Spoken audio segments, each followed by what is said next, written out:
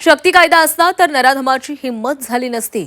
नसरापूर प्रकरणावरून माजी गृहमंत्री अनिल देशमुखांनी ही प्रतिक्रिया दिलेली आहे। राज्यात तातडीने शक्ती कायदा लागू करण्याची मागणी त्यांच्याकडून करण्यात आली आहे। फास्ट ट्रॅक कोर्टामध्ये खटला चालवला तरी शिक्षेला किती वेळ लागेल माहित नाही।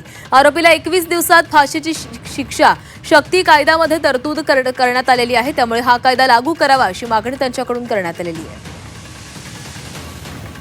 शक्ती कायदा जर महाराष्ट्रामध्ये अस्तित्वात असता तर अशा पद्धतीची कोणा नरधमाची अशा पद्धतीची हिंमत झाली नसती। आणि म्हणून राज्य शासनाला आमची विनंती आहे की लवकरात लवकर राज्य शासनाने शक्ती कायद्याला मंजुरी देऊन या ठिकाणी त्याची अंमलबजावणी महाराष्ट्रामध्ये करावी।